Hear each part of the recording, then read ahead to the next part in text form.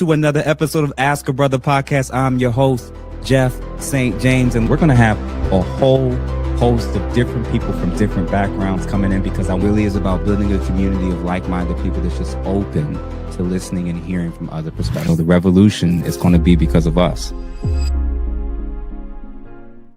Raise your hand if you're married. None of you are married. Raise your hand if you would like to be married to your baby's father. One. The rest of you who don't plan to get married, why don't you plan to get married? I'd like to know that. You already have your child to think about, and then a whole family to care for. You know, it's a lot of responsibility. And then you don't want the commitments. I wouldn't want no man holding me down because I think I can make it as a single parent. But don't you think you might need help in raising that baby from a man? Not really. I didn't have a father. My father wasn't in the home, so, you know, it really, male figures are not substantially important in the family. Percent of all of the juveniles in the juvenile system come from fatherless homes. When you look at homelessness, right, we're talking about 60-70% of all homeless teens come from fatherless homes. About 80% of men who rape out of anger come from fatherless homes, right? And so the more that we invest in fathers, the cheaper it is for us to deal with a lot of these social pathologies and issues. What happens psycho-emotionally to a young man who's raised in a home with a single mother and how that can actually undermine his interest in marriage in the future. So it's not that fathers are you know, as you mentioned, an addendum. Fathers are not, by definition, an attachment. They are crucial to the thriving of children. And if we want healthy families, healthy communities, healthy societies, we really do need to invest in fathers. Gentlemen.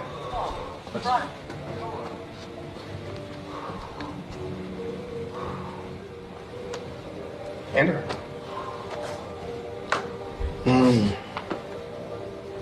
I'm Rick Hubbard. Hey, my name's Kirk. I still don't know the outcome of this testing because I didn't feel like that was for me to know. You are the most important person in this equation in figuring out your history.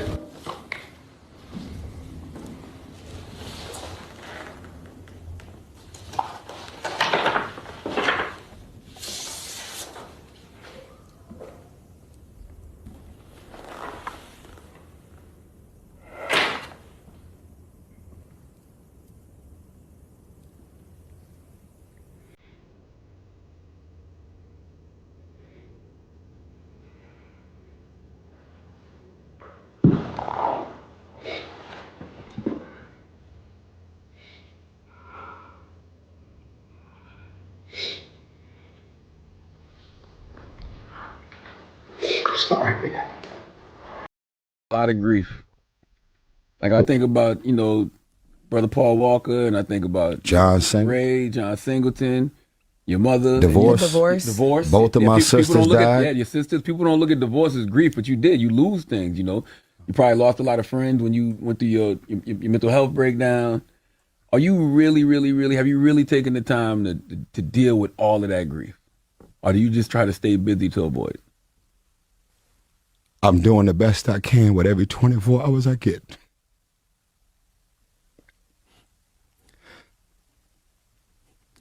That's it. Get some tissue for me, brother. No, I don't need no tissue. Black men cry. That's right. You know, fucking tissue. Every 24. Know how to put it, man. Like, I never thought like a woman would like stop you from being a father, nigga. Like, I never saw this coming, man. Like, I've tried everything.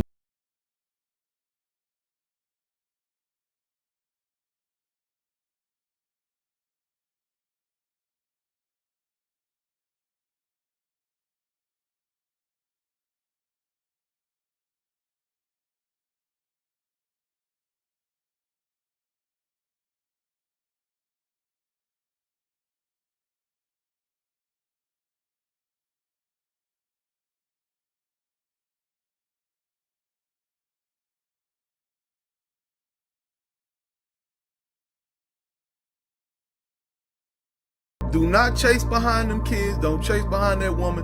Say, fuck them. Say, fuck them kids, man. Always tell people, most of the time, there are some special circumstances.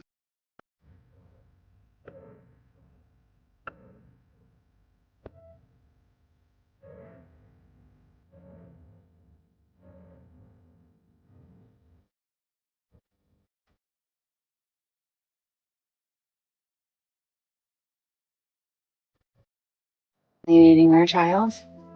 I just create so much tension, chaos, conflict around every attempt you make to spend time with them that eventually you stop trying.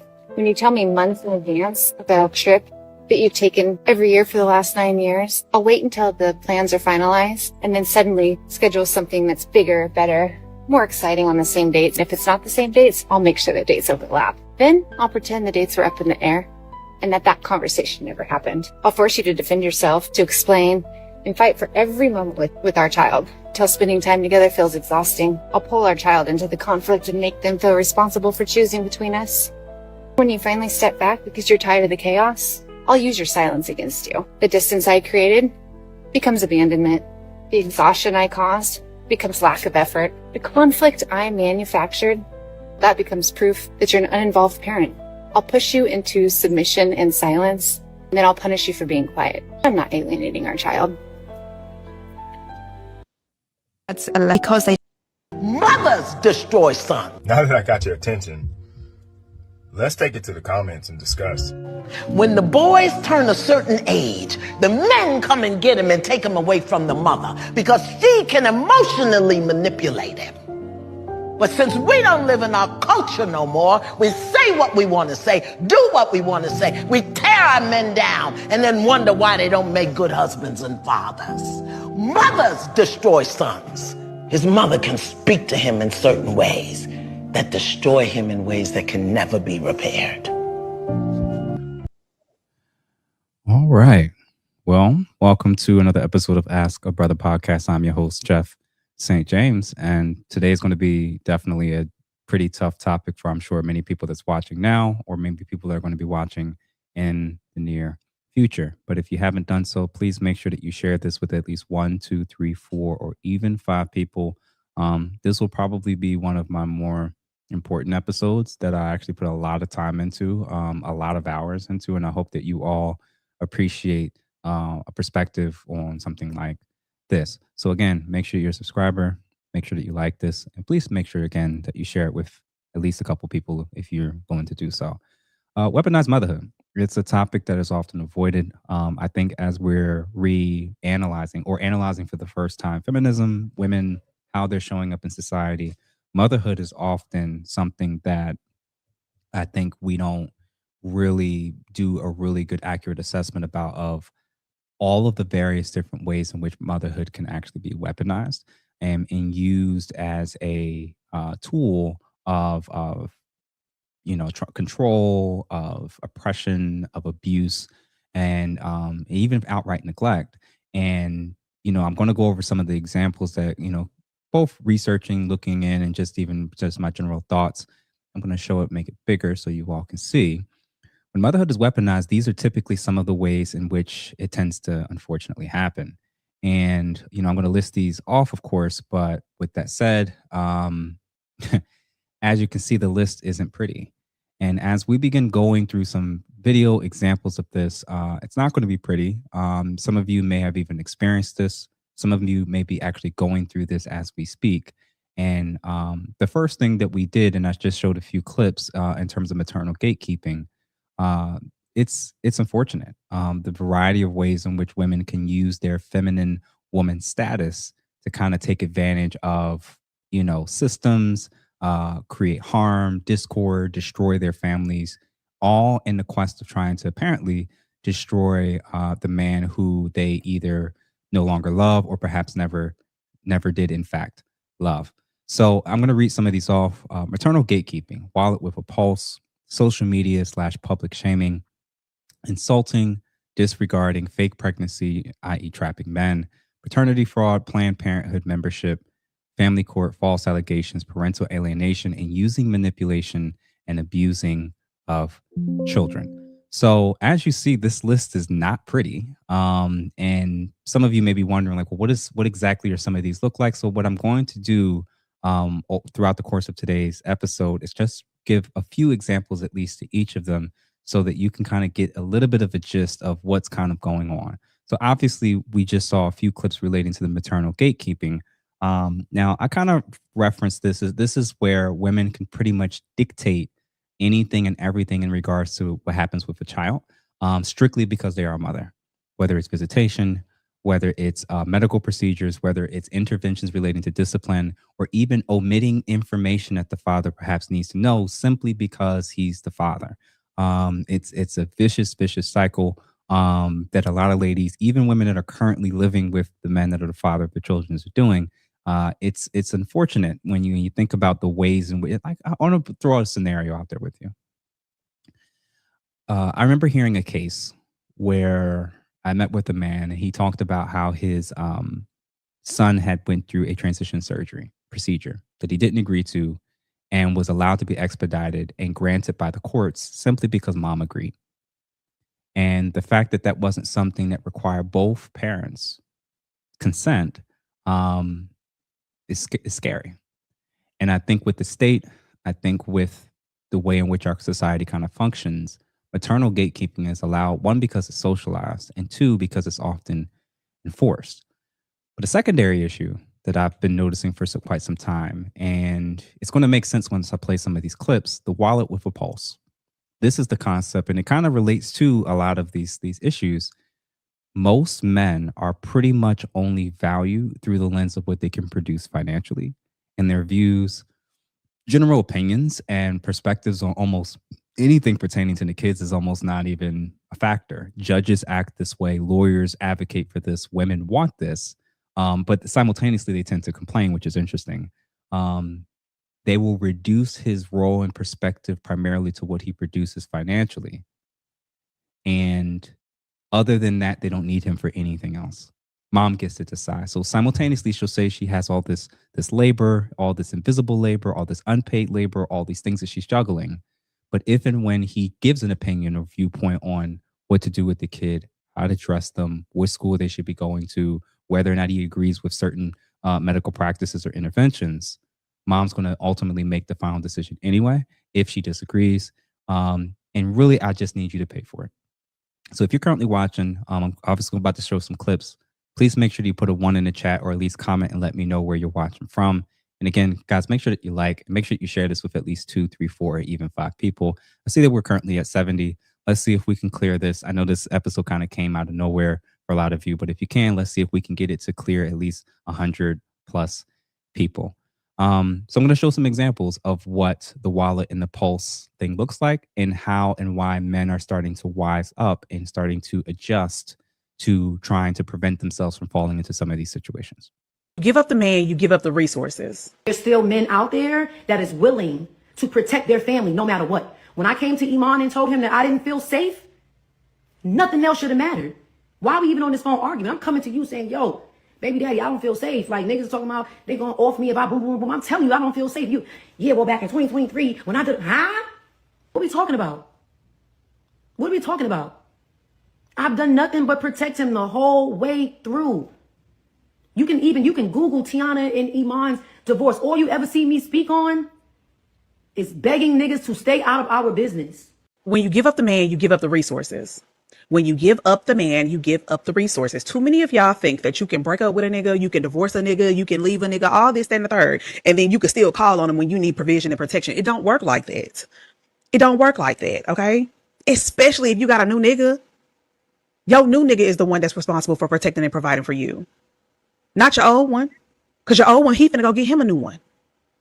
And what that look like? You call him just because y'all got kids together, you call him because you need something for you. No. Absolutely not, because you could have kept the man and kept the resources. No, it don't work like that. I took the role of being your son father, not just a daddy, but a father. Right. I went in so hard, bro. I went in so hard to the point where I put them on my wheel. I had a meeting with my kids. I said, how y'all feel if I scoot y'all over? I scoot over a little slide and let somebody else get a little bit Yeah. And you know, my kids are amazing. They're my best friends, and they was down with it. So I moved a little space over and added her son, and I'm like, you ain't even my son for real. Right. You know what I mean? Wow. Damn, that has to take a toll. I put her in my will as well too. Yeah. You was just my girlfriend. You ain't even my wife. I hope that still ain't dead now. Yeah, man. I hope that still ain't. One time the dude told me. One time the son said, "You ain't my daddy." Now that's one thing you don't say to a man that ain't your daddy. Don't remind him that you ain't his daddy. You ain't. You know what I'm saying? Don't remind me that. I know that, but you ain't got. Right. After I done fed you, took you on all these trips, giving you a beautiful life.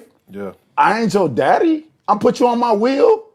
Bro, when he did that, bro, I ran to my lawyer to try to get that, you know what I mean? Because I felt like I was finna have a heart attack. He walk out like nothing happened. Look at him walking out. Well, that just started right back up. That kid.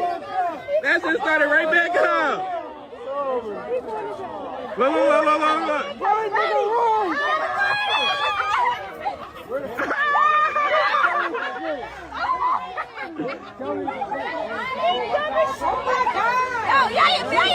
He's on my. He knew that shit was crazy at his leg. Everybody get out the way. What's interesting about these various different clips is they were all somewhat, especially the last two, were more so related to this whole concept of the wallet and the pulse. And again, as I said earlier, a lot of times people don't really think this thing through when it comes to the significance of what that means when a man really is reduced to it.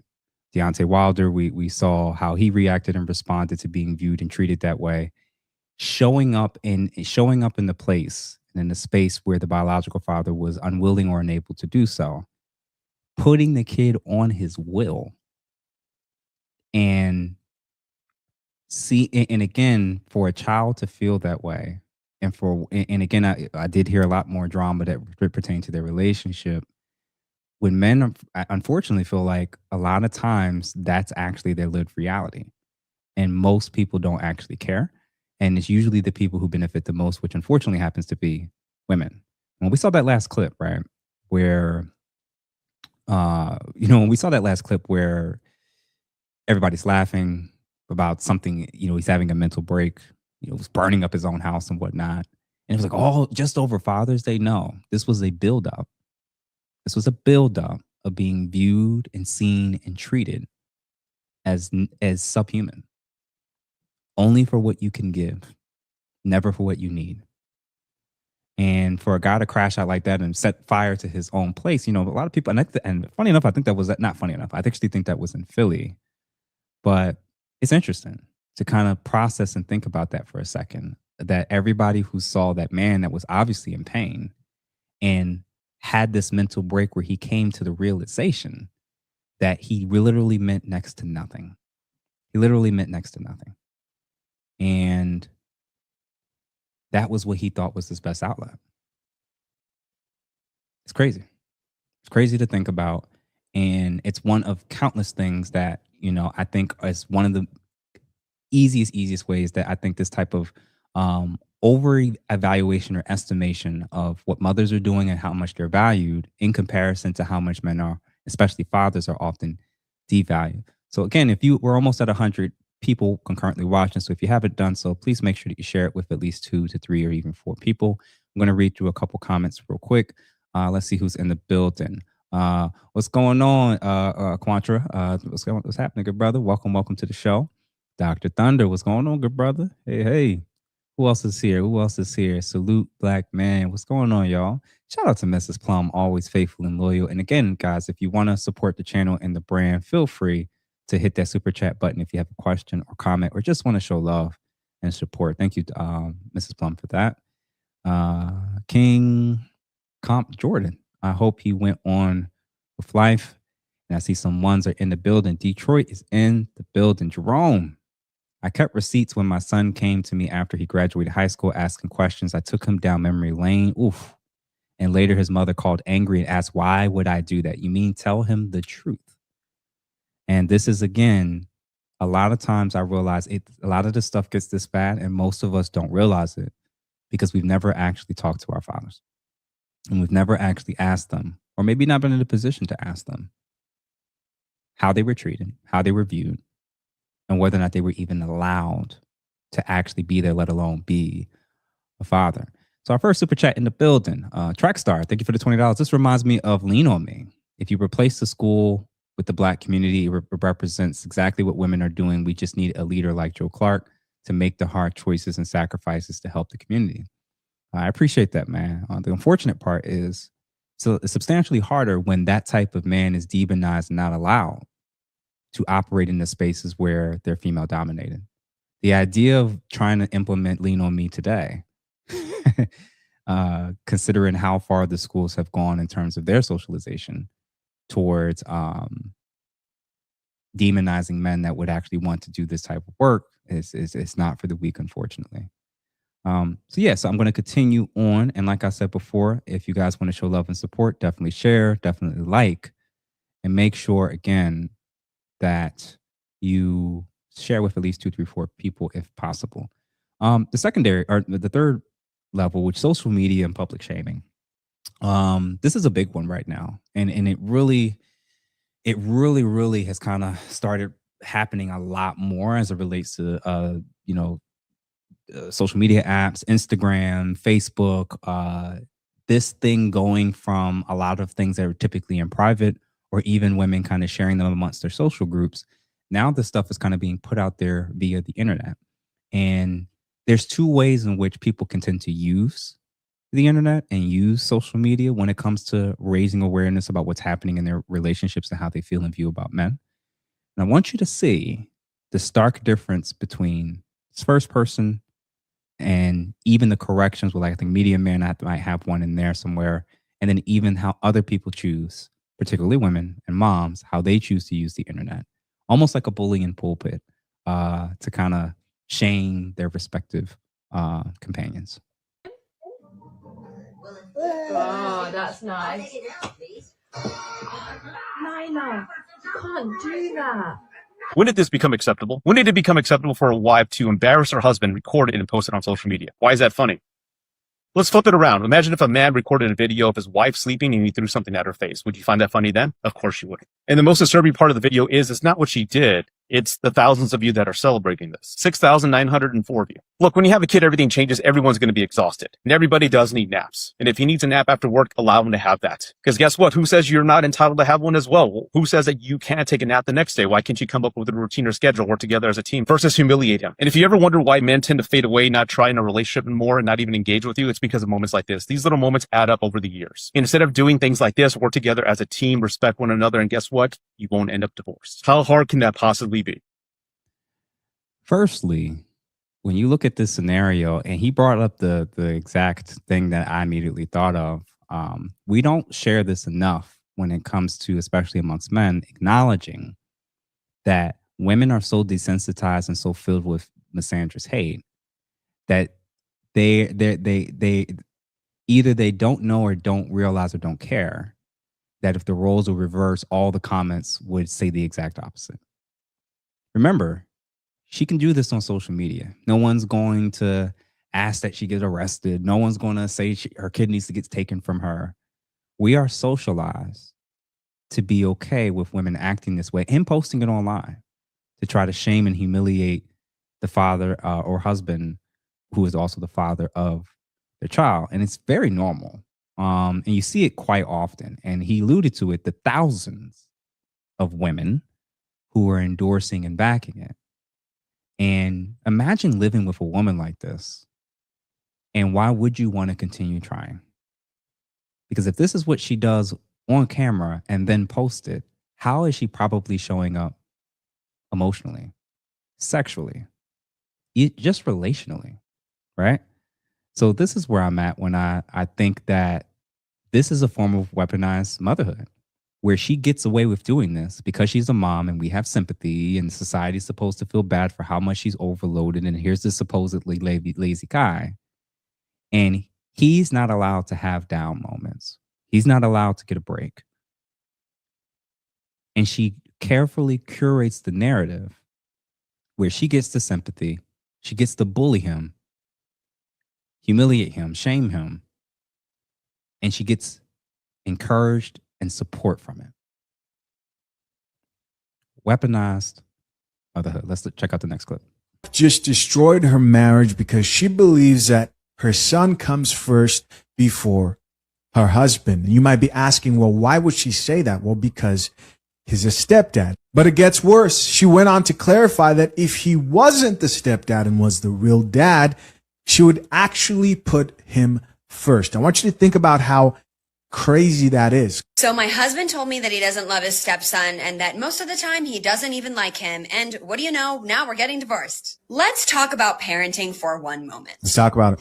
My soon-to-be ex-husband and I have been together for over 10 years and my son is 11 years old.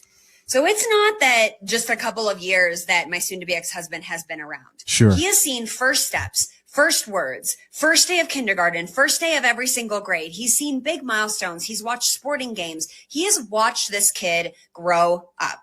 And my son is a really good kid. And I know that a lot of mothers say that, but I really mean it. My son has manners, please and thank you. He's very sweet. He never argues with me. He is so kind, so intelligent, and so emotionally mature. I will address people in the comments very briefly. I have some people that are saying, why would you marry someone when you knew they didn't love their kid? Oh my God, we didn't start there. Oh my gosh, we did not start there. I did not marry my husband knowing that he didn't love my son. This is a very recent issue. This is a conversation that we had on December 1st, our 10-year anniversary, when he told me that he really doesn't like my son and that he resents him for the fact that I put him first and that my son is priority to me above anything else. And you know what? That's okay because that's never going to change. There you go. There you go. So she wants us to believe that everyone in that household up until this point has been having a great time. Well, obviously your husband over time, because he hasn't always. Pay attention to the framing. Now, mind you, when this is being introduced to her respective audience and to social media and the public, he hates his son or he resents his son and all this other stuff. And she later on in this clip kind of acknowledges that not only does she not see any issues with how she was maybe presenting herself, how she was carrying herself, she honestly even said later in the clip that she felt and strongly believed that even if he was the biological father, she would still feel the exact same way. So if she's, again, keep this in mind, when these women are willing to come on social media, on public platforms, put this information out there to create a specific negative narrative about the father of their child, you have to wonder what version of her has she been that he's been trying to coexist with. What's the psychology of women who do this or do this repeatedly? And she's bragging about treating her husband and the father of her child like a third-class citizen. And she's bold to say it on social media. She was bold to say it in front of him. Chances are she probably wasn't nearly what she needed to be in order for him to be an effective parent, or even feel like he was a legitimate companion. So yeah, so one more clip for sure, at least one or two. If a man and wife raise a child, they're less likely to end up in jail, but they have the same statistical chance as children raised by just their father. Girls with no fathers in the home have lower self-esteem. No father families more likely to be victims of abuse, especially with single mothers. Children with high BMI more often come from fatherless homes. Here's something: fathers have the fittest children. That was really interesting to me. The more opportunities a child has to interact with biological father, the less likely they are to commit a crime or have contact with the juvenile justice system. Okay, another way to say that is men and women who are incarcerated, the population of the prisons mostly encompass fatherless homes. Now, here's something that no one else has mentioned, which I think is cool, and I don't really say this eloquently. If a man and wife raise a child, they're less likely to end up in jail, but they have the same statistical chance as children raised by just their father. Vegans. So, man, I got one first question I want to ask y'all as we get down. I want to know, what is the biggest myth that society has about black fathers that we're sick and tired of, that you want to address and be able to let know that it is the biggest myth ever about black fathers? That we ain't there. I'm about to say. I'm just gonna say that we deadbeats. No, we might not be there. We be across the street, grandma's house, somewhere. Like, We down the street. might not be in the house. Fact of the matter is, studies show that black fathers are the most present in their kids' lives. Really? Talk your talk, man. That's Amongst all demographics. Wow. On top of that, single fathers have a higher graduation rate and lower incarceration rate than single moms and dual family households combined. That is a fact. They ain't gonna like that. So if you were raised in a house, so you know. So then, with those stats really being relevant now, where is this myth still continuing to come from, you think? Social media. Social media. Amongst women, social media, the public shaming. So, like I said before, these are just some of the countless ways that unfortunately this stuff kind of manifests. And the more that you look in on it, you realize that this stuff gets ugly. It gets it's vicious, and it's actually destroying an entire community. When you think about it, so much of society's problems aren't just rooted in fathers not wanting to be fathers. Some of it's rooted in a lot of the behavior that we're watching today and seeing on this list. Publicly mocking, shaming, trying to humiliate the man that you're with, trying to control the narrative and destroy his image, not just with the public, but also with the child. And we're going to get to that when it comes to parental alienation near the tail end. But listen, we're going to get to another one of these sections. I'm trying to see which of these I want to do next. Is it paternity fraud? Yeah, let's do paternity fraud next. All right. So obviously everybody kind of knows about first of all, it's not even framed as a paternity crisis, even though in fact it is. But just two quick clips to kind of bring it home. And remember, when women do this, this is another attempt at weaponizing their motherhood. And I see a couple super chats real quick. Let's see. We got DBS in the building. What's going on, brother? Thank you for the $2 salute. Loving today's topic. I see we're already clearing 150 people concurrently watching. Let's see, y'all, if every person that's currently watching now, if you send this to one or two people, we might easily clear 200, if not 250 plus people concurrently watching. And remember, y'all, we have men's table tonight where we're going to discuss the ticker situation with the men, and Daily Rap Crew is going to be pulling up as well. And then we got Exception. Thank you for the $5. Women castigating men online and failing to realize the internet is forever the epitome of putting the dents in impudence. Yeah, man. It's sad that we're socialized to just see this as even acceptable to begin with, for sure. And yeah, man, I'm trying to be busy, trying to keep these out. And if you all enjoy this type of stuff, if you want me to do more deep dives and not just the panels and not just the interviews, always feel free to show love, become a member. That's the easiest way, besides liking the video, of course, to show love. And you don't have to do anything else once you become a member. It's $2.99 per month. And then also, like I said, feel free to share with a few other people. Who else we got here? Let's see. Houston. Okay, Exception in the building again. Let's see. Single mothers create the men they complain about. Yeah, man. It tends to be the case. I don't want to say more often than not, but unfortunately, probably it is the case. And they said public shaming was started back when Oprah was on TV. Woo! That is a bar. I just did an incredible interview with someone who actually did a deep dive analysis of how Oprah really shapes so much of what we're dealing with in terms of societal viewpoints of even both sexes, especially. All right, so just to look again at, what are we going to do? Which one is this one? Oh, yeah, paternity, fraud, and allegations. So let's just take a look at that. Man, look at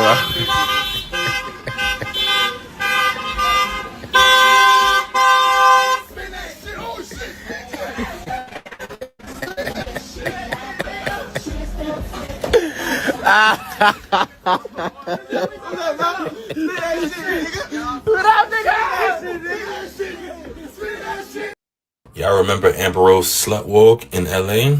Well, this is what she had to say years later. Do you think sometimes women actually try to get pregnant from men? Yes. Yes. That's a real thing? Yes.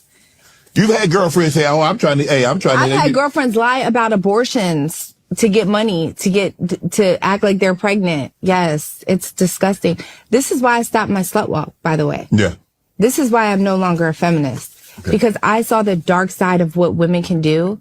And I'm sitting here feeling slighted by men. Right.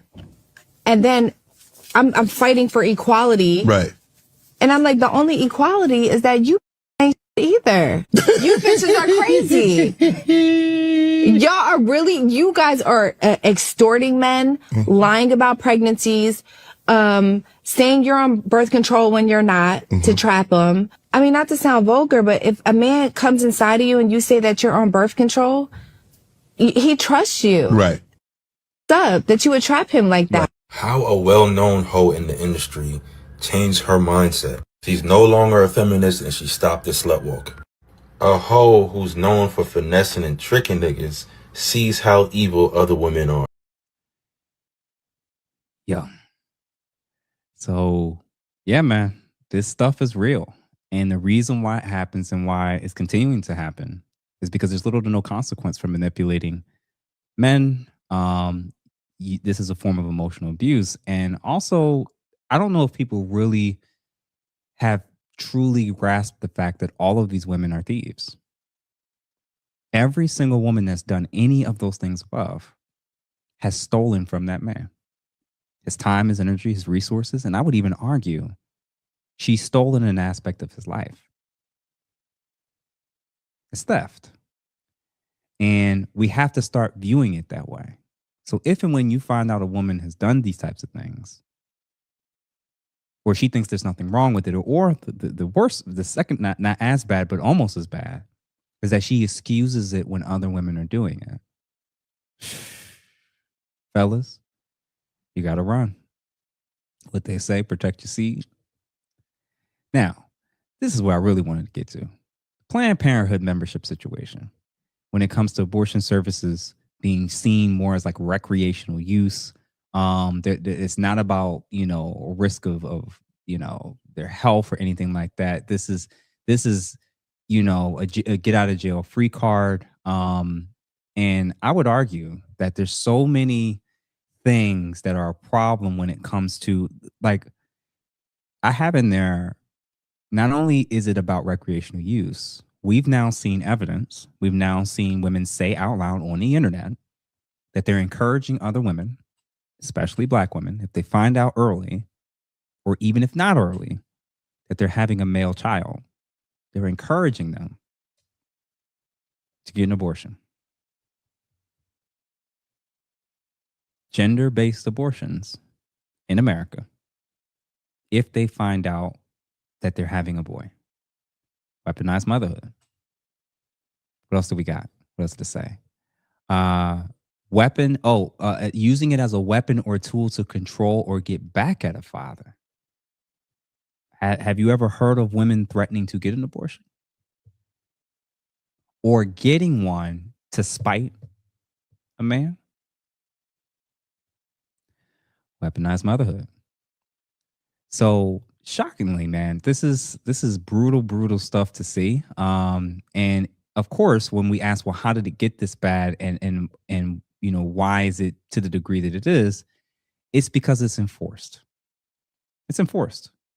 So what we're going to do now is take a look at a variety of different scenarios that often pops up as it relates to custody, as it relates to 50-50 splits, the court system, the whole nine. And I want you all to just really listen and hear about these perspectives and understand that every single person that hears this, knows this, doesn't want it to change, won't vote for it to change, won't even bring it up to advocate for it, to bring awareness to it. It's because they are in agreement with it. I'm going to say that again and make sure it's as clear as possible.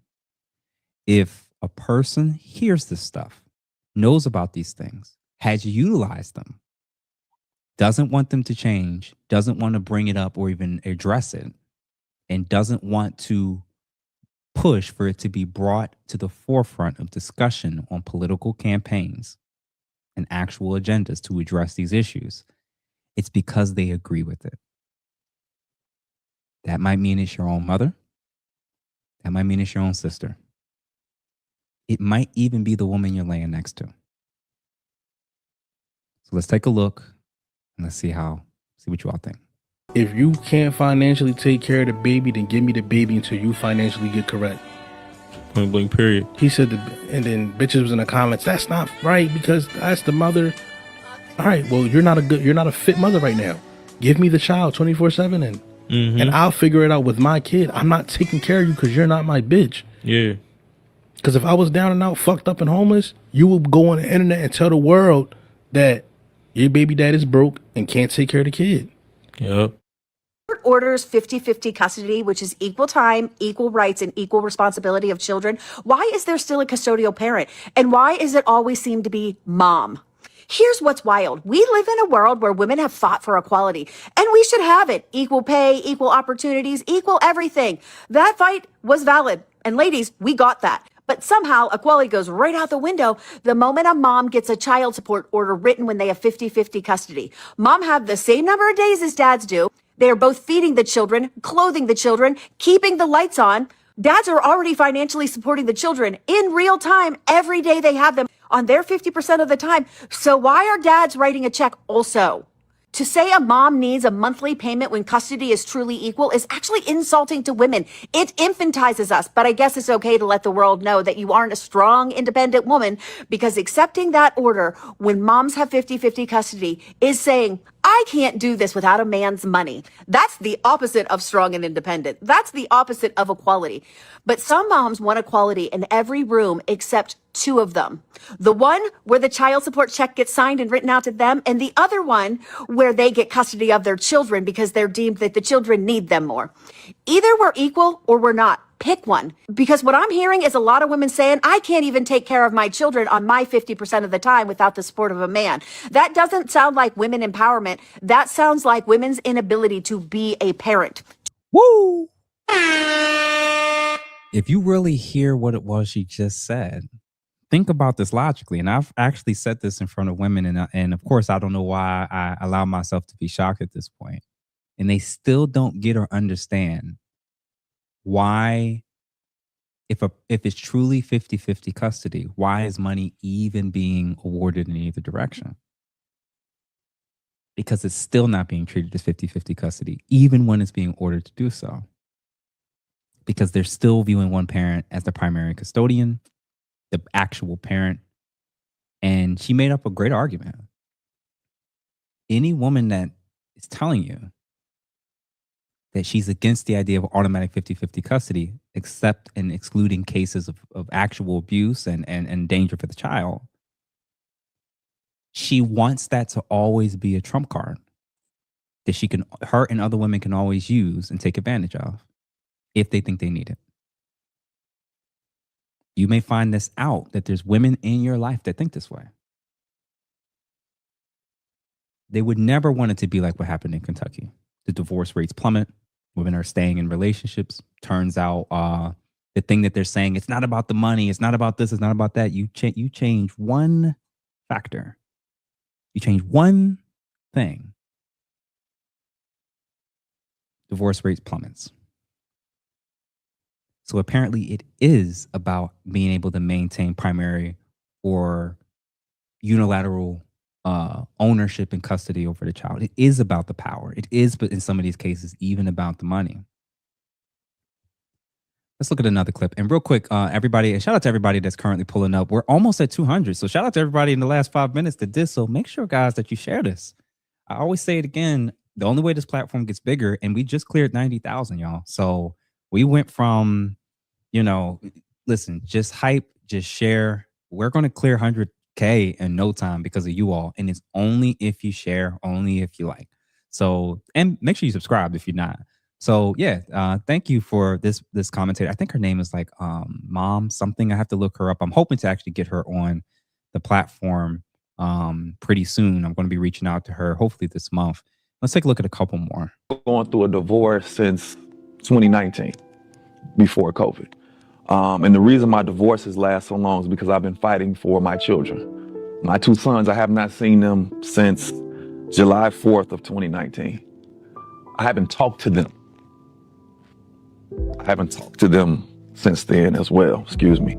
So for me, losing all that time from being a father to them has been really hard. You know, I've fought with depression. I've fought with thoughts of suicide. I've questioned myself as a man. Am I a man genuinely? I question myself as a father. Am I a bad father because I'm not in their lives? It's made me some days not want to live because I'm questioning, you know, I'm out here hanging out, doing stuff, and you still haven't seen your children. So for me, it's hard because, you know, me and my sons were like this. Like, those are my 2 best friends. I did everything with my kids. This dude, man, his story isn't uncommon. And the more and more that I talk to men who have to decide between their mental health, living out of their car, and giving up on the idea of actually being a father, it's staggering. There are women that view fatherhood as something that's only allowed if he's in a relationship with her. How many relationships could you honestly imagine probably have had some component of this? She has the kids by default. He's going back and forth in court, and he hasn't seen his kids in. Yeah. And when people say, and I've said it before, the concept of why didn't he fight for his kids? You have to start with questioning that premise. We're in a society where only one parent has to. The idea that because me and you aren't getting along, me and you are getting a divorce, me and you aren't seeing eye to eye, means you can effectively kidnap my child, and the state allows it. I hope you'll start to realize like how sick and sinister this stuff is. And it's so bad that when women realize there's no penalty, there are incentives, you have systems to enforce and even incentivize and reward it, you also get something like this. This is me. This is a 3K, 3,000 EBT queen. 7 kids, 7 different baby daddies. So what? I get 3,000 in food stamps. Yes, I love it over here. I will not give up this lifestyle. I love it. You hear me? Yes. And I don't know why y'all popping and going crazy in the comments. 24 with 4 baby daddies is not bad. Look at your mama and you trying to talk about me? I have the brokest baby daddies ever. I texted my 4 baby daddies. I got 6 kids, right? So I texted my 4 baby daddies and I was like, hey, can you send me some money so we can go out to dinner tonight? You know, thinking that they should send me it, right? I gave them kids. They owe me this. So I text them and I asked them, and the first 2 don't even respond. Of course they don't. They're fucking bums. Then the third one responds and tells me he pays $700 a month. Why can't I use his child support for that? That if I still don't have money, I need to get a job. I have 5 kids by 5 different men. And I'm not ashamed of it. Life happened. I have 9 kids and people always ask me how I'm going to afford to pay for all these kids, like their entire childhood and putting them through college and all this. And the trick is to just also have an insane amount of baby daddies. Like I have 9 kids, 7 baby daddies. And so I get 7 child support checks. And now 9.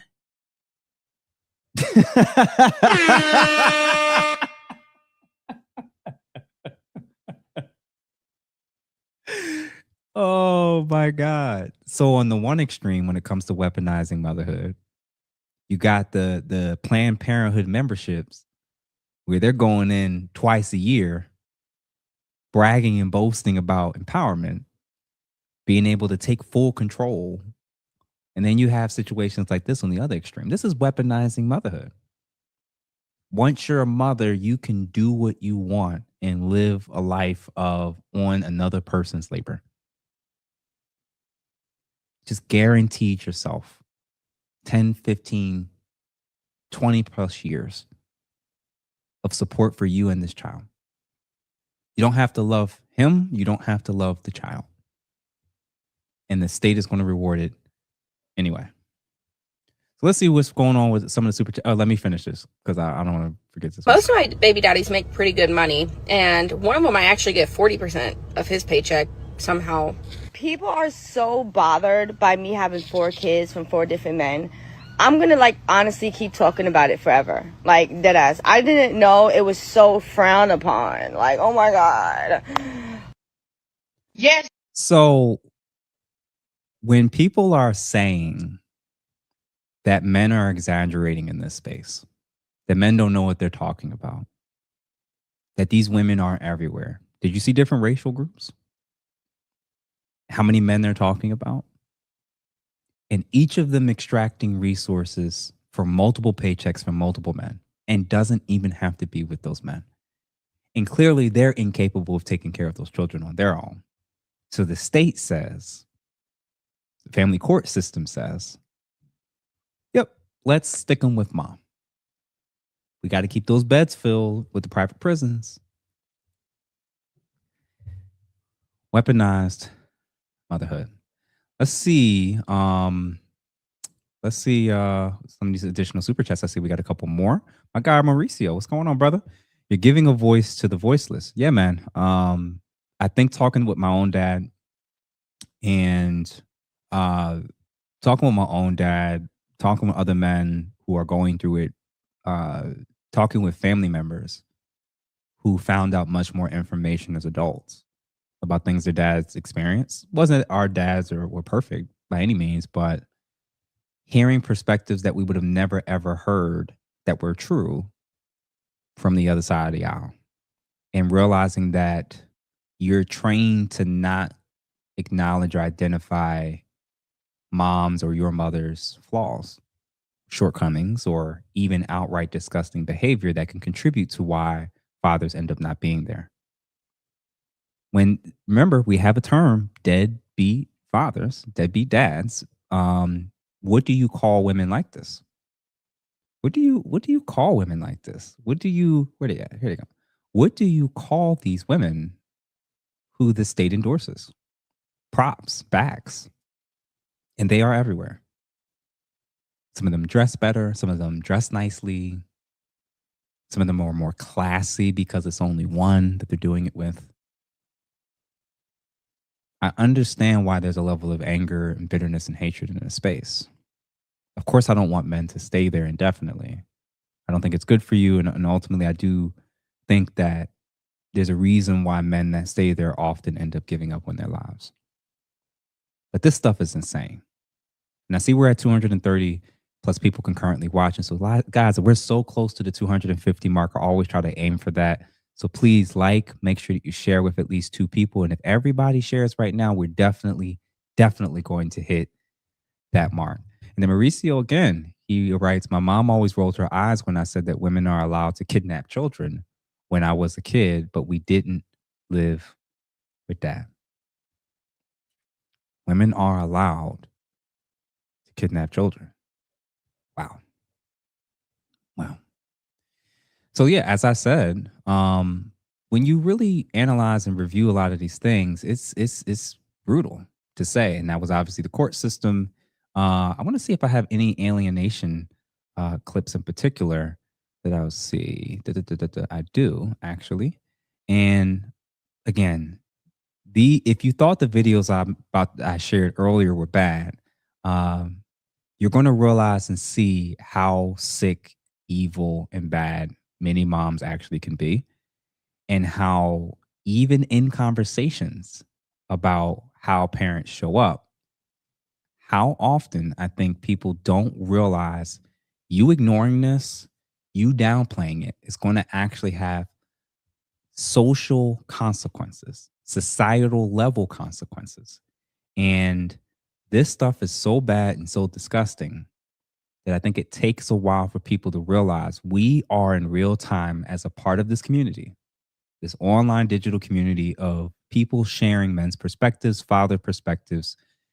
We have to reevaluate everything. We cannot, I'm telling you the truth, guys, we cannot take this for granted. We absolutely cannot any longer take for granted that how you grew up, what you were told, what you were shown, and how you were conditioned was right.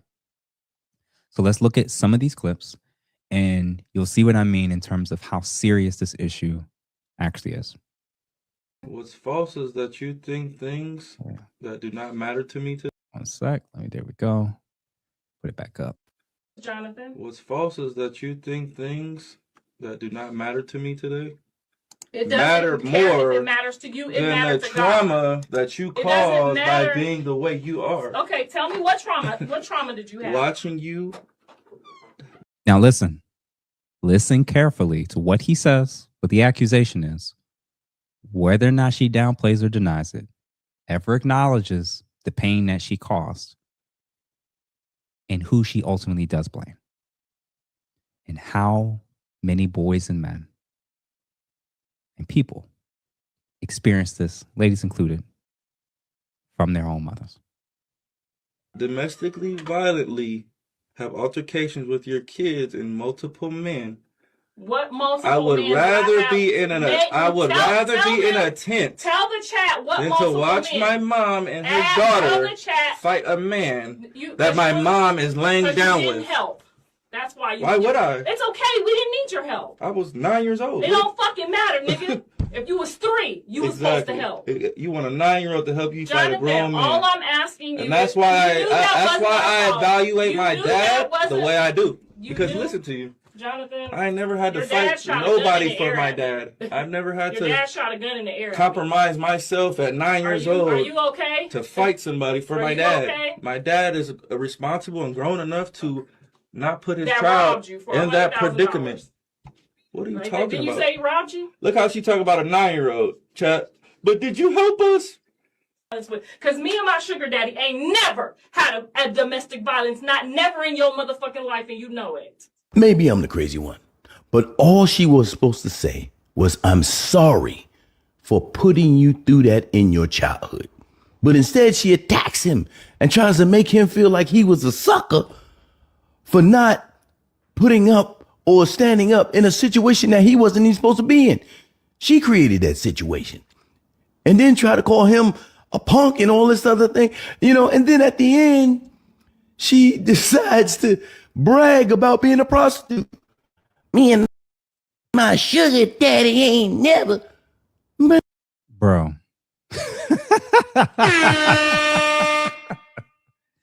It's funny, but it's not. And of course, that's a very extreme example.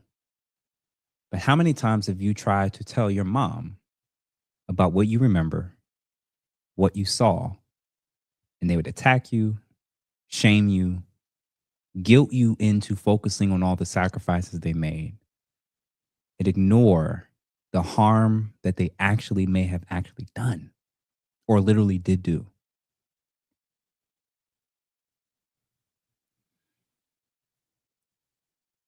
We're the most gaslit generation in history because we're told that our feelings and emotions and conclusions of what we're seeing and experiencing don't exist if it's a woman doing it, especially if it's being done to a boy or a man. And especially if she's a mom. Her main argument was, well, my sugar daddy and me never did. What? Do y'all see this? Come on, man. I don't even. I said it's going to get worse, and it is. But real quick, man, Lee Turner, thank you, man, for gifting the membership. I see we're all, whoa, yeah, appreciate y'all.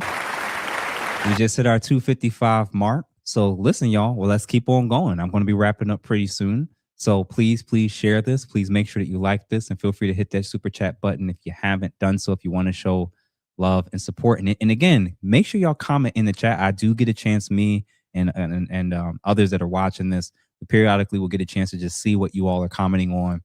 If you want more stuff, you actually have to watch it. You actually have to share it. When videos don't perform well, we stop covering those topics or stop doing those things. So if this is something that you actually think that you want to support and love, this is how you do it. So shout out to Lee Turner for that. Who else we got? Snake KC. Say KC1, thank you for the $20. Much love from KC. That clip about the brother fighting for access to his kids is so common. But the narrative is that we are deadbeats. The gray area of how they keep the kids from the father gets ignored. How many men are deadbeats because the women that are mothers of their children want them to be? We actually got to start to reevaluate that. You create the conditions for men to be deadbeats because you put every obstacle imaginable in front of him so that he can't be present. He sets a special day or time slot to take the kid on a trip, and then you don't bring the kid for the drop off. And he knows there's nothing he can do about it because you're more than likely treated as a custodial parent and they don't consider it kidnapping when mom has the child. Wasted money, wasted opportunity, wasted moments. All because he moved on, because he left, because he doesn't love you or he's not with you. Let's not even talk about the weaponization of the court system once they find out a new woman is in the picture. Now all of a sudden he's a deadbeat. Nightcall, thank you for the $10. At what point do you think single mother struggle content could be used in family court as evidence that they're unable to provide for their child, particularly when a father is seeking 50-50 custody? You're anticipating that the court cares. You're anticipating that the court cares about the weaponization of women being mothers and how they use that title to get what they want. You assume that the court doesn't know that all women aren't perfect? You assume, do we assume that the courts aren't aware that women have the capacity to be toxic, controlling, manipulative, even abusive? Yeah, they know. The bar is so insanely high for a woman to not be seen as a good mother. It's insanity. So I appreciate you, sir, for the $10. Let's get to some more of these clips that reflect exactly this topic of what I was saying as it pertained to parental alienation, of course. Hey, you want to speak to Jay? Yes. Hold on. And again, I'm going to turn it up. Make sure y'all listen carefully to what men have to try to do just to be an active and involved father with women that don't want him to be. Listen.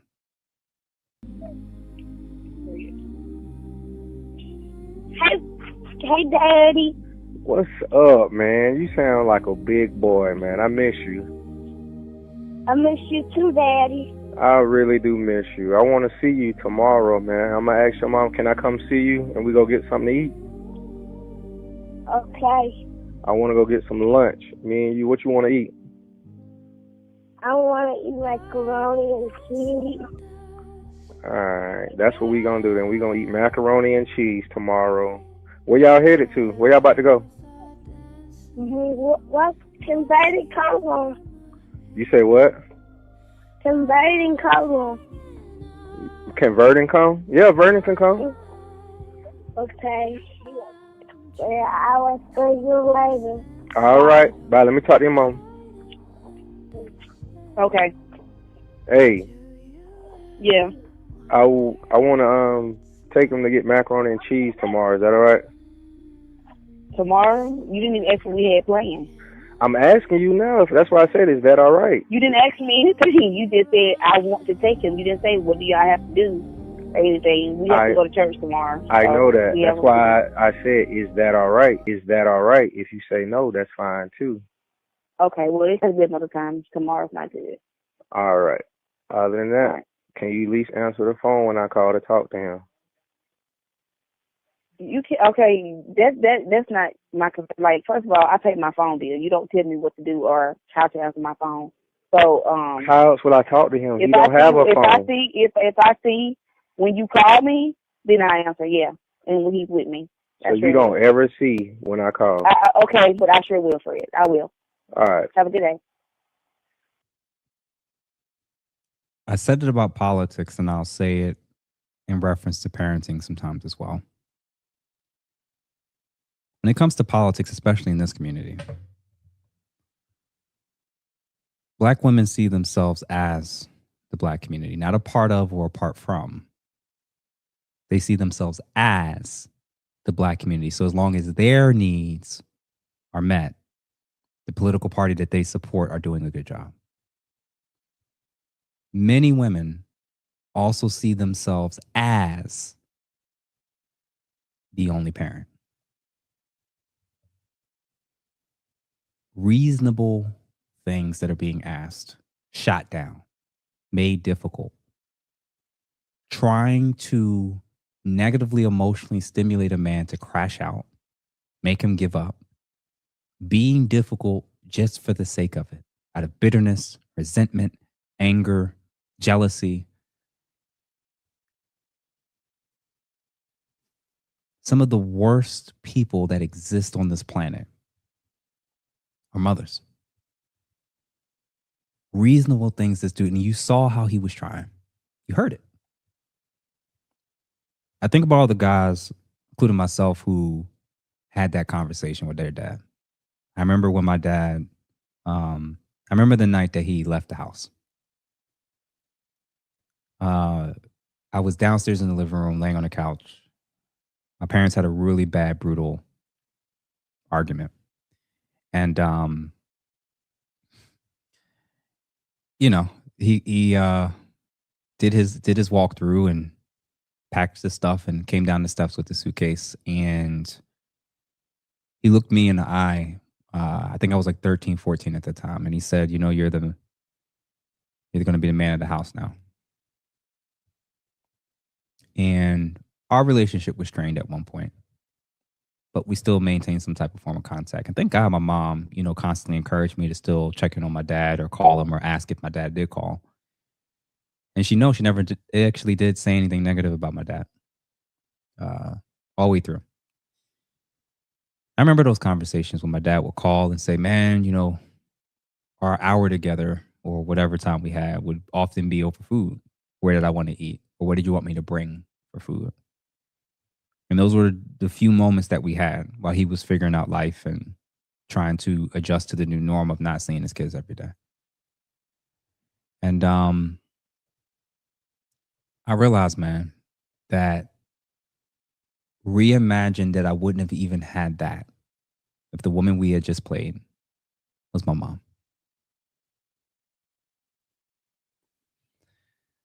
I wouldn't have even had the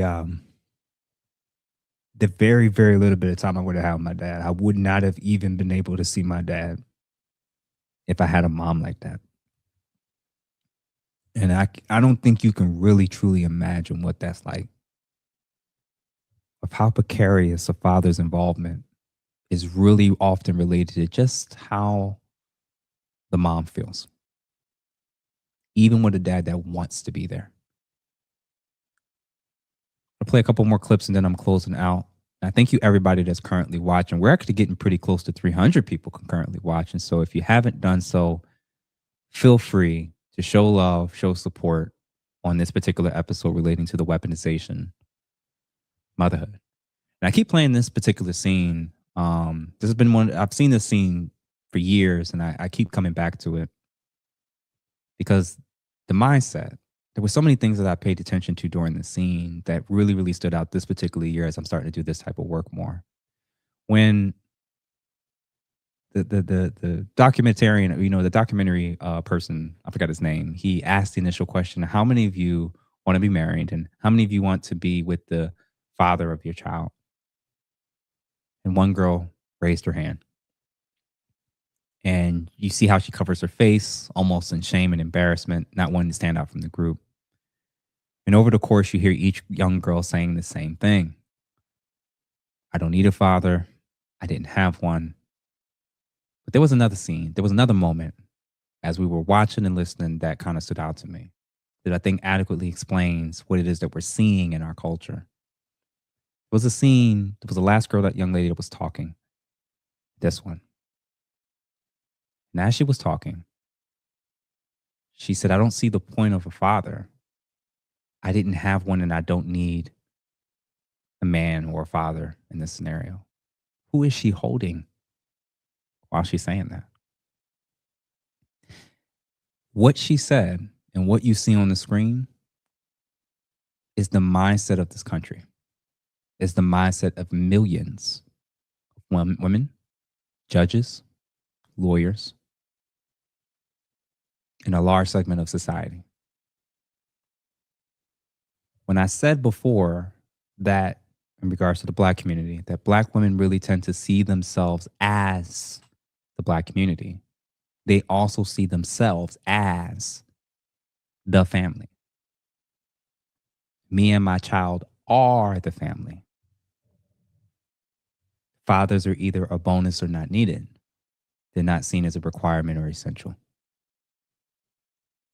When you're holding a son and saying, I don't need a father, you're effectively saying that fatherhood is irrelevant. He isn't needed if he becomes one. And that it's not necessary for human development. Weaponization. Motherhood. This is feminism. This is feminism, especially in the Black community, but this obviously, as we saw the video earlier, there are women from every single demographic who has this mentality. No, they don't all use the same talking points. Many you don't even realize until you're standing before a judge. But the weaponization of motherhood is real. It's dangerous. It's a huge component of why our prisons population is what it is. And if we, as men, don't get more serious about the women that we choose to even engage in sex with, let alone have children with, that may be your child that you won't get to see.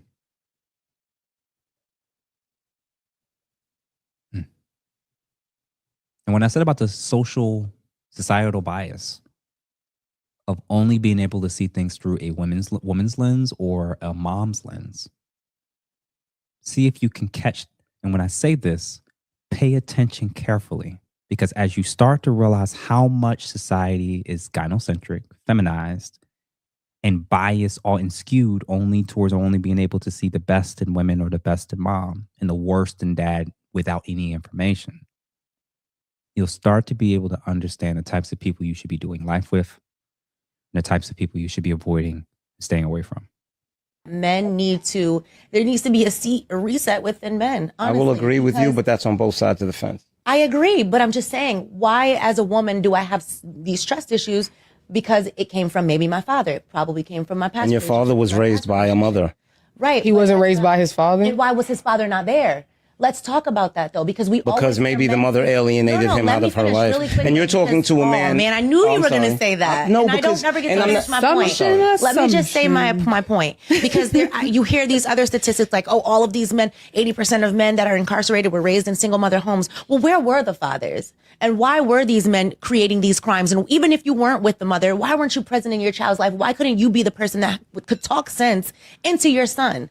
So while we're always trying to say, oh, the single mother this, the single mother that, what is it? Is it that our men are the weakest? Because no, let me go a step further for you, right? I'll be vulnerable and reveal a little bit about my past. So my father lived on the first floor of my building and I lived on the second floor. Never knew that was my dad. Found out when I was 14 that was my father. So whose fault is that? Right? I want to know that. Let me finish. No, first I want to know that. Wait, let me finish. Need all the facts of the story. Let me finish, right? Probably about a week later, he saw me in the lobby. He said, so you know? I said, yeah. And he said, okay. And it was, right back to business, right? Never really said anything to me after that. Now, as I grew and I became a man and I matured and I had children, you know what it taught me? I didn't have resentment towards my dad. What it made me realize is, damn, I wonder what my dad went through in his life. Let me finish. That didn't allow him to be the type of man. Hold on. The moment he was at least showing curiosity of why his father wasn't there, what did she do? Laugh. When you don't want to hear how or why fathers weren't there, that reveals that you only want to side with women and mothers. But I think that also reveals that you have a low bar and are unable to recognize the humanity in men. It doesn't matter who the mother is, how she acts, what she puts you through, what she does to you or the child. You need to be there no matter what, even if it kills you. I wonder what my father was going through. Exactly. This is the mindset of millions. So when you can humiliate the fathers on social media, when you can shame them, the weaponization of motherhood, man, there's so many different ways in which it can happen. Let's finish the story. That could show me love and raise me, right? This is what y'all forget about. Men are human. Y'all have this thing. No, because when y'all have the, and I see it. Men are human and you have something to say. I want you guys in this space to really, really start taking seriously that giving the opportunity for people who have certain mindsets to even be able to procreate with you, for some of y'all, it's going to be a death sentence. Men are humans. Let me chuckle and laugh about that. Fathers are human. All the time. When a woman kills a man, oh my God, what he put her through, right? Like, y'all have so much sensitivity and empathy for the fact that women are human and they go through things and they have traumas, but that's totally absent when it comes to men. I'm sorry, yes, there are fathers that left home because they're deadbeats. There are fathers who had trauma, who it didn't begin with them. And there are fathers who were alienated. But I hate this narrative that every time. Hey guys, if you enjoyed that clip, make sure. For people like this, alienation doesn't exist. Women don't do anything wrong to warrant why dads give up. Why they keep their receipts, write their story, and give it to their kid on their 18th birthday. Having that type of misandrous, disgusting mindset that's anti-family, anti-fathers, I'm going to argue that we'll never know how many men would have never been deadbeats if they were allowed to just actually be fathers. We'll never know that. Because the narratives only come, more often than not, from the women who they were in a relationship or interaction with to produce the child in the first place. Now, I think what these videos and clips reveal is that the same way we have to have a level of scrutiny about feminism, doing more deeper dives and critical analysis of how it shaped our society and changed how women view men, fathers, kids, marriage, relationships, etc. If you're really serious about growing and becoming wiser as a man, there may literally be only one or two decisions more important than who you decide to allow to be a mother of your child. Seriously. Because even if the relationship doesn't work out, if you pick right, co-parenting will still be okay. It'll be easy, in fact. But if you pick wrong, you could be living out of your car or standing over a bridge. So I'm going to wrap things up in the next 2 or 3 minutes or so, but I hope that you all thought that this was meaningful. And when people often say, well, you know, you're sharing all of this stuff, I'm trying to raise awareness that all women don't deserve to be mothers. And all men that aren't there as fathers didn't want to be. It's a paradigm shift. We have to start thinking that way. My mother was not a good baby mama. I seen that as a child. My father would try to come see us. She would run him off. We would be wrong for giving our dad our number or our address. And if she find out you gave him our phone number or address, you get in trouble for it. I seen that as a child. But then I was angry at him because he didn't fight. He didn't fight hard. At some point he gave up. I did not understand. All I knew was you gave up. So I was angry at him. My daddy got out of prison. He done like 2 years in prison for like beating somebody's ass. And when he got out, he came seen us and I got into it with my sister. He got into the middle of it, so I punched on my daddy, right? Out of anger, because I was so mad at him. Because like, where the hell have you been? So my dad stood back and he just did this. He said, get it out. And I'm punching and just and his eyes turned red, you know. And it took me to get grown to realize my dad was crying, and for him to go like get it out, bro, that was like real. But anyway, later in life I got a baby mama, okay, one of them ones, and I started to realize all of the things that my dad had to go through. And I realized that he didn't necessarily quit. He just chose his peace over the drama because he could not control what my mother do in her governing us, because she's a custodial parent. And I started to realize a whole lot of things that he had to go through dealing with my mother when I started to deal with my baby mama. I was like, damn, I understand, right?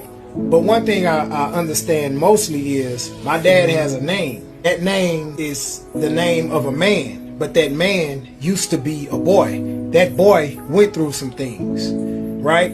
So he's not perfect, right? Yes, he's my dad, but he used to be a boy too. So he went through something in his life as well, just like I did. So him not being there, hey, who knows what the hell he went through in his life? Who knows, right? Who knows what his tolerance levels are, all of that. And I understand, so I had to let go of that anger, man, right? I hold him accountable, but I am not angry. Hold him accountable, but I'm not angry. Wow. Did you peep the part where he said how she would get angry if she found out he was even communicating with his father? And I've heard that before. And how there would be a wedge between, now the relationship between you and your mother, who you are staying and living with, is threatened or at risk if you choose to ask your father any questions, hear his side of the situation, even just wanting to see him. Women treat boys and daughters wanting to reconnect or be in relationship with their fathers as a form of rejection. Weaponized motherhood.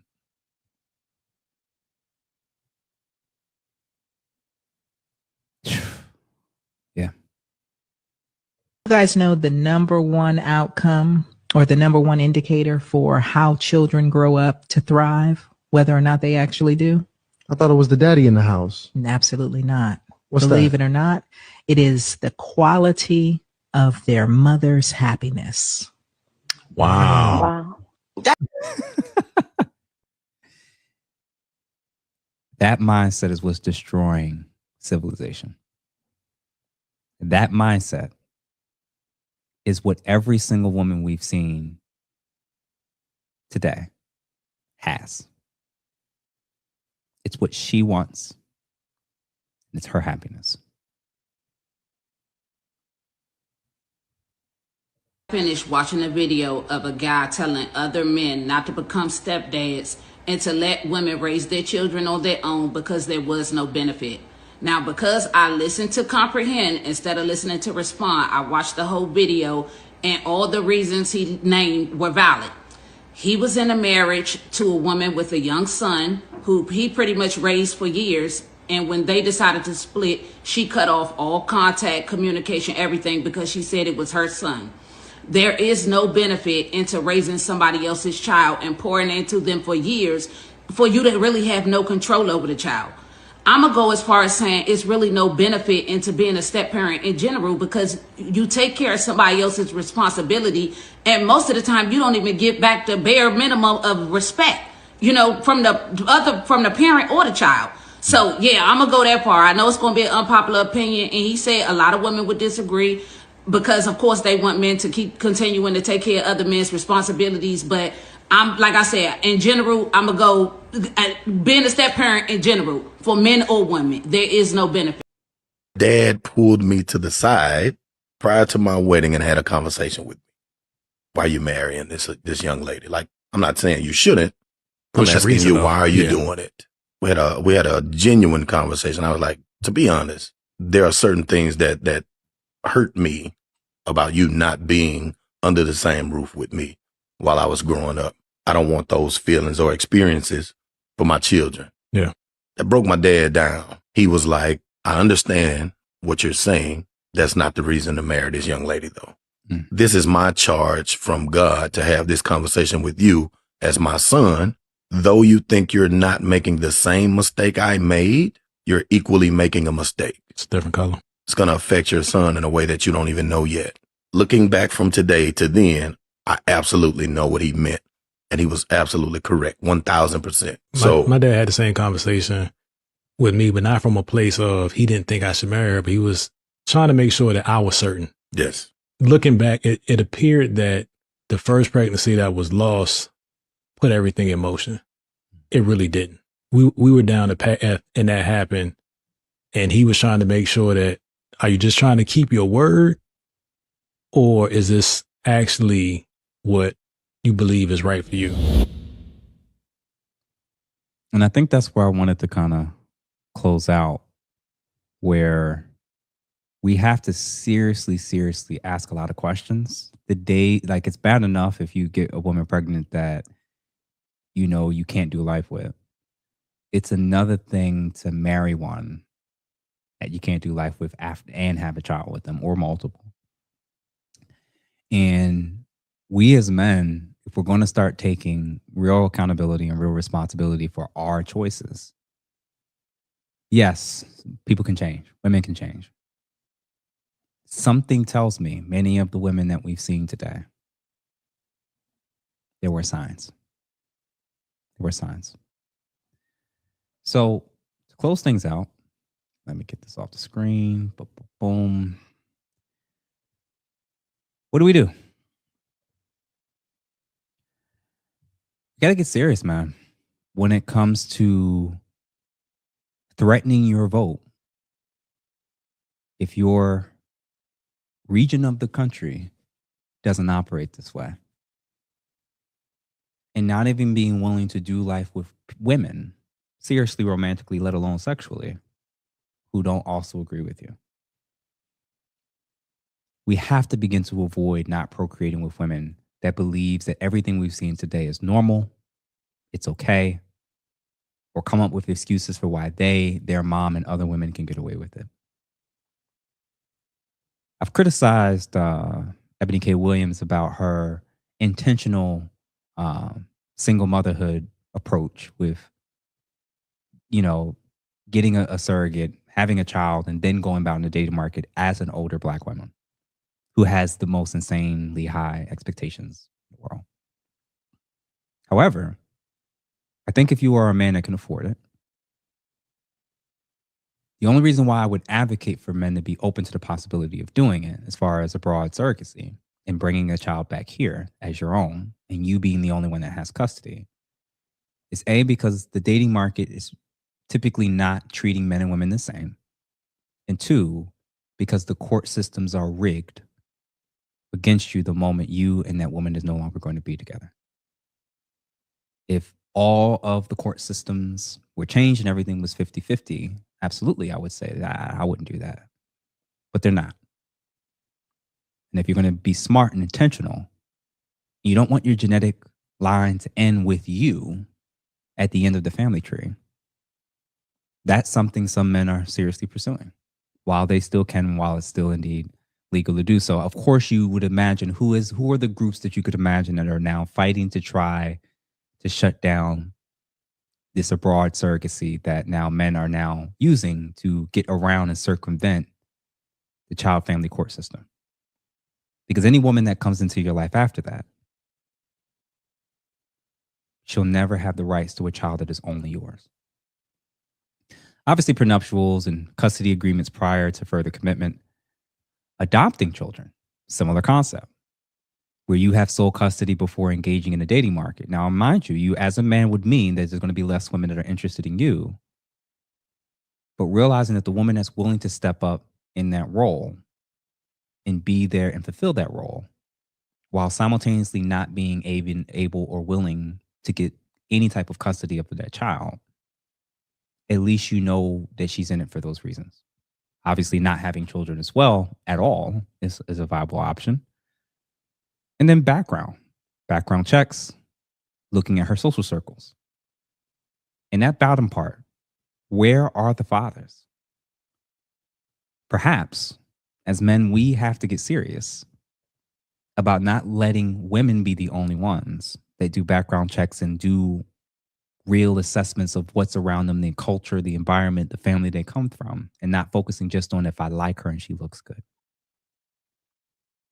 Feminization has been brutal. And I don't use this word very often, but what we just saw today was demonic. It's anti-human. It's anti-family. And it's a major, major strand of feminism that a lot of women have adopted, utilized, and unfortunately been able to get away with. So we as men have to start adjusting, adapting in real time. And lastly, of course, record everything. So I hope that you all thoroughly got something out of this. I hope that, you guys can share this. Feel free to follow me on my respective platforms. If you want to collaborate, build together. This is my contact info, of course. And like I said before, man, feel free to share, follow, become a member, and especially donate. That's how this platform continues to grow. It's because of all the work that you all are doing. And I think somebody put it in the chat, man, your boy is busy. Because every time I'm going live isn't the only times in front of the camera. I'm doing more pre-records as well. I probably have like 8 things lined up next week. So very, very busy. Lord willing, after I clear 100K subscribers, I'll be able soon to hopefully make my announcement about the project I've been working on and the event that I want to do later this year to invite all of you to. And I hope that this type of work is meaningful and is changing the game. We have to change the standards about the types of women we're allowing to even become mothers. And we have to distance ourselves from the women that thinks this behavior is fine and okay. Last but not least, appreciate your high tolerance. $20. Salute, Jeff. I've had countless combos advocating for cats to have vasectomies, especially if they're wilding out. If they're out there wilding out in this dating market, which I don't advocate, or just don't want kids. Reality is, and I appreciate you, high tolerance for the $20. We can complain about it, we can ignore it, or we can adapt. This was Weaponized Motherhood, and let me know what y'all think in the comments. Make sure that y'all share this, and I'll see a bunch of you who choose to log in later this evening at 8:30 Eastern Standard Time, which is basically in an hour for our men's table discussion. And I